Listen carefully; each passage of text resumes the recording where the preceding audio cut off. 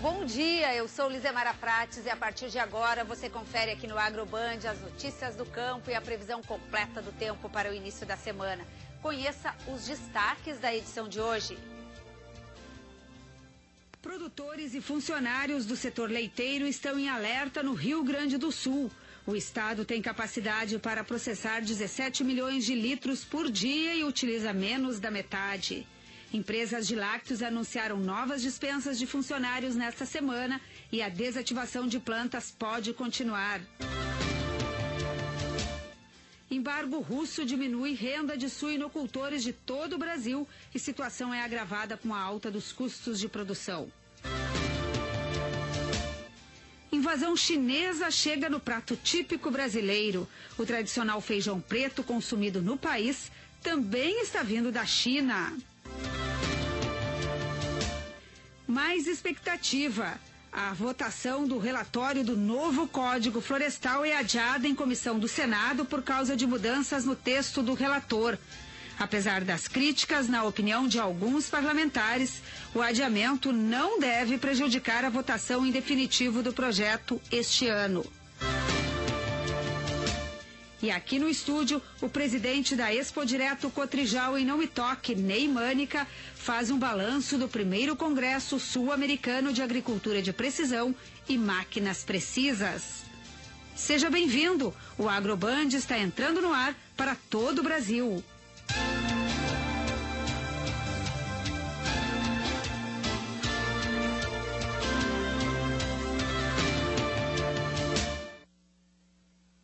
O rigoroso embargo imposto pela Rússia às carnes brasileiras, em vigor há 3 meses, ainda está longe de ser resolvido.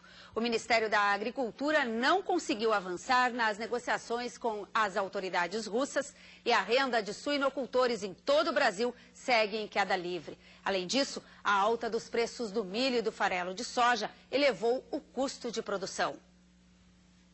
As vendas de carne suína, após um longo período de mercado lento, melhoraram um pouco em setembro. O início do mês e o feriado do Dia da Independência, que fez com que os varejistas antecipassem as compras, favoreceram esse cenário. Apesar disso, devido ao bloqueio das exportações de carne suína na Rússia, a disponibilidade de animais terminados no mercado interno é grande e provoca uma queda significativa nos preços pagos aos criadores. Nos estados do sul do país, o valor atual é 24% menor comparado ao mesmo período de 2010. O maior impacto sobre o custo de produção é a ração, que responde por 70% dos gastos. A alta da soja e do milho este ano preocupa este suinocultor. O custo está alto, as commodities estão altas e a rentabilidade do suinocultor em 2011, do mercado independente, acredito que também do mercado de integrados, não seja diferente. Então, em função desse principal motivo, o embargo russo nos afeta diretamente. A saída para a crise é o Brasil diversificar os mercados para a carne suína.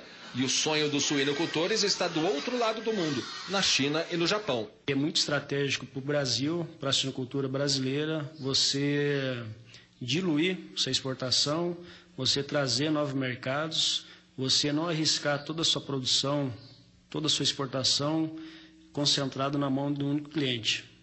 Enquanto perdurar o cenário de crise, a alternativa é equacionar os custos e apostar no aumento do consumo interno. Há e existe uma campanha nacional de fomento ao consumo da carne suína. Consequentemente, pode levar a uma maior demanda. Isso é a longo prazo. E a Rússia anunciou que vai suspender a compra de carne bovina de mais 4 frigoríficos brasileiros a partir do próximo dia 26. Alega a presença de resíduos de antibióticos na carne. O tempo é um grande inimigo na luta pela retomada das exportações, porque a partir de novembro o mar congela no hemisfério norte e os navios não conseguem chegar com os carregamentos. E agora nós vamos falar de um outro setor que também enfrenta problemas, que é o lácteo aqui no Rio Grande do Sul. Mais empresas podem anunciar dispensa de funcionários e desativação de plantas no estado nos próximos dias, dentro de um processo de prioridade para capacidade e volume de produção. A previsão é uma das outras feitas pelo presidente da Associação Gaúcha de Laticínios, Ernesto Krug, que está aqui no estúdio comigo. Doutor Ernesto, como é que funciona isso? Por que nós estamos num momento de desativação de plantas? Houve um boom do setor lácteo no Rio Grande do Sul, com empresas vindo se instalar aqui. Houve uma expectativa muito grande da bacia leiteira crescer e agora a gente vê que tem uma ociosidade no setor, nas indústrias, e começaram essas dispensas e desativação de plantas. Bom dia, obrigada por estar aqui no AgroBand conosco. Bom dia, Lisemar, e meus parabéns pelo excelente programa que estão produzindo tu e o Breno. Bom, inicialmente, o que aconteceu? Está havendo uma readequação em função dos volumes recebidos, embora a produção nos últimos 7 anos tenha crescido na ordem de 7,9% ao ano no Rio Grande do Sul, mas houve nesse mesmo período também ampliação das capacidades produtivas ou industriais das diferentes empresas. Mas o fato que você faz referência realmente deve-se a aquisições, fusões, incorporações e em função das empresas comprarem outras empresas e ficar uma empresa maior, então automaticamente começa a adequação em termos de logística, em termos de capacidade industrial adequada, duplicação de produção e obsoletismo mesmo de equipamentos e até de plantas industriais. As dispensas que houve foram uma na metade sul, em São Lourenço do Sul, da BR Foods, e outra na metade norte, lá na Lácteos Brasil. É uma tendência de seguir acontecendo isso nas duas regiões do estado? Pode ser mais concentrado na metade norte, na metade sul? Como é que funciona isso? Não, na verdade, essa readequação todas as empresas estão fazendo, mas as grandes empresas que têm um problema desse tipo é realmente a LBR, no Rio Grande do Sul, e a BR Food. O produtor vai naturalmente ter a continuidade da condição de entrega de seu leite para aquelas empresas que ele está entregando ou entregar para outros. Hoje o Rio Grande do Sul tem uma atomização de empresas, uma pulverização muito grande, e todo o Rio Grande do Sul está coberto de plantas industriais. Mas, por exemplo, lá a região de São Lourenço, a BR Food, na verdade, ela desativou a parte industrial. Os produtos que ela produzia lá, ela tem outras unidades com melhor escala, com melhor condição, e tem um problema logístico para levar esse produto industrializado para para o grande mercado. Então, o que ela faz? Ela fecha a unidade, mas continua recebendo o leite. E tem outras unidades que ela tem uma escala maior, melhor localização em termos de logística e, forçosamente, uma determinada preocupação com o mix de produto que ela também está focando. Isso é lógico. Então, o que hoje já, pelo que eu sei, grande parte desse leite, 85%, em torno disso, ela já leva para Teutônia, por exemplo, para processar, onde tem a grande planta industrial, no caso de São Lourenço. Não está sendo apertado o cerco aos pequenos produtores? Eles têm condições de continuar no mercado fornecendo para essas empresas? O caso da Lácteos Brasil foi lá em Erechim, por exemplo, a desativação. Foi em Erechim, uma unidade que era da Corlac, a antiga Corlac, embora a Corlac hoje, em nome da Agricop, continua comprando leite dos produtores, mas entrega esse leite para a Ex-Bom Gosto, ou hoje LBR.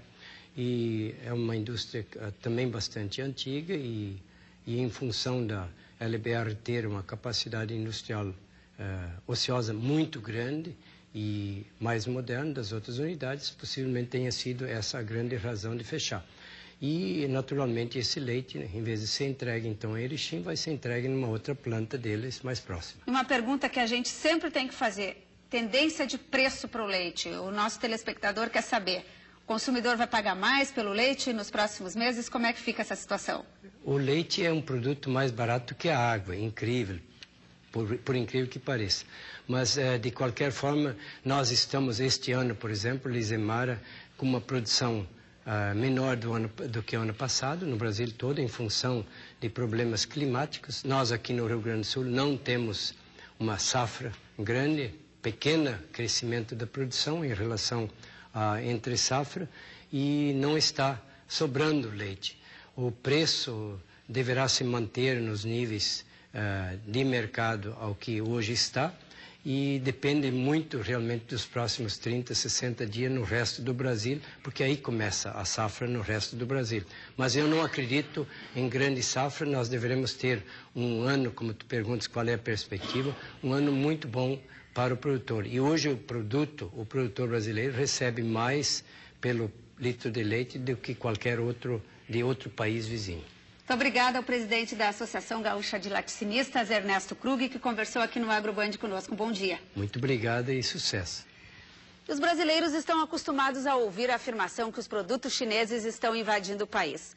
Pois neste ano a China é o maior exportador de feijão preto para o Brasil, passando a vizinha Argentina, o nosso tradicional fornecedor.